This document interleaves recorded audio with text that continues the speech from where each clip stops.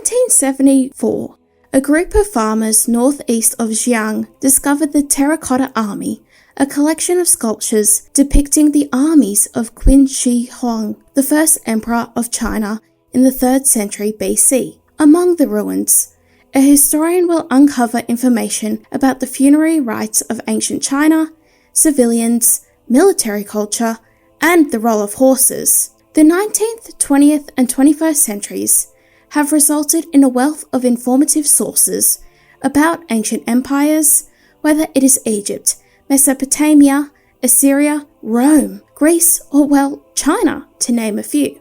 These discoveries concerning antiquity occurred at a time where we became more global and connected to one another.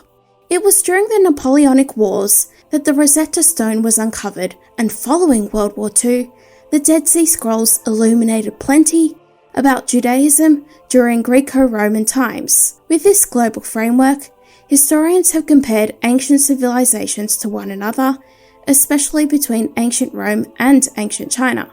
But comparative history isn't limited to antiquity either. It's a methodology present in medieval and modern histories all around the world. Hence, comparative history, the comparison of different societies which share some characteristics, like a particular time or cultural tradition, such as a shared religion.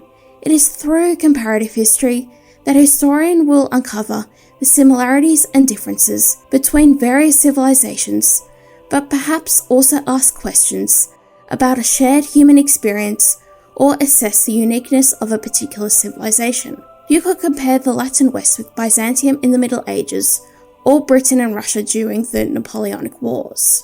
The opportunities in comparative history are endless. In this video, I will articulate the strengths and weaknesses present in comparative history, as well as the opportunities available to comparative historians. I hope to encourage you to embark on comparative studies in history yourself. But for now, let's begin.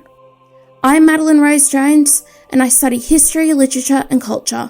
Welcome to Snowy Fictions. There are many strengths to comparative history: the opportunity to identify patterns and trends, understanding causation, exploring less studied regions and eras, highlighting shared features, and engaging in cross-disciplinary thinking.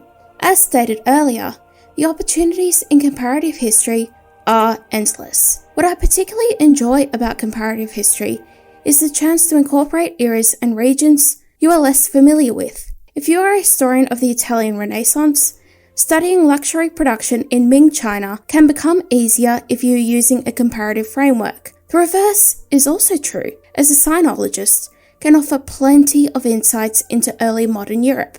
Being a comparative historian doesn't mean not having preferences or not having expertise in one region over the other. Many historians engaging in comparative work have a preference or favourite out of the 2 or more regions being studied, and that's fine, as long as the study remains objective and based on primary sources. Remember, the study of history isn't just about individuals pursuing whatever fancies them at a given moment. Rather, historians work together and aim for their research to fit into a broader ecosystem. Unfortunately, comparative history has its drawbacks. In many cases in comparative history, there is a wealth of information about one era or region, but less so in another being compared. This creates an imbalance between the information used to inform the historian. Many sources today remain untranslated and unstudied. It's all very well and good for a medievalist to examine the original documents behind the Magna Carta in England, but if this involves comparative work with, say, medieval Cairo, there is a question about whether the sources are present and available. Comparative history is demanding because the historian must develop expertise in 2 often distinct eras or regions. Earlier, I alluded to a historian comparing Europe during the Napoleonic era. An English-speaking historian interested in understanding the Ottoman and Russian empires will not only have to grasp Turkish and Russian, but perhaps also German, Arabic, and French. Experiences with archives and primary sources in foreign lands also matters here too.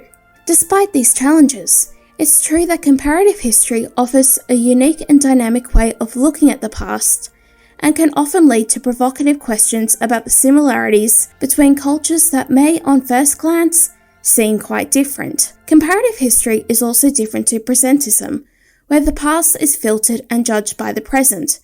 This probably requires a whole video, and if that interests you, please let me know. But what I love about comparative history is just how encouraging it is. It is through comparative historians that I have encountered regions and eras I previously knew little about. That's why I started this video off with the Terracotta Army, because I learned about ancient China through a Greco-Roman prism. It's so often the case that our interest in great powers and empires naturally lends well to comparative work, as historians want to uncover what made certain civilizations tick and achieve great heights.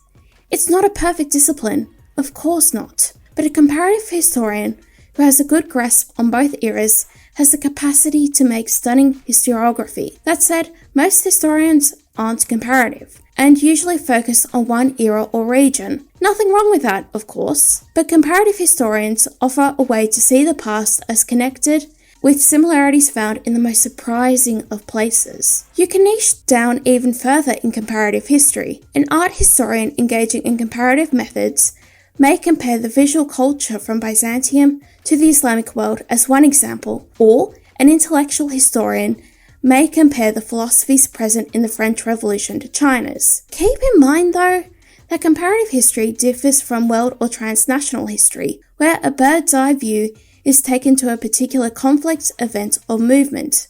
Comparative historians know they are studying two separate regions, eras, events, or individuals, whereas these lines matter less in world history. Comparative history, therefore, is exciting and brims with potential. But back to you. What are your thoughts on comparative history? What historical civilizations, empires, and dynasties mirror the West today? Comment below. I'd love to hear your thoughts and start a discussion. Subscribe for frequent videos about history, literature, and culture. I also have a mailing list, a blog, and creative writing classes, all linked below. I aim to create more educational content about the humanities, where paywalls, groupthink, and status seeking never interfere with our pursuit of knowledge. I hope for you to join me. Thanks for watching, and I will see you soon.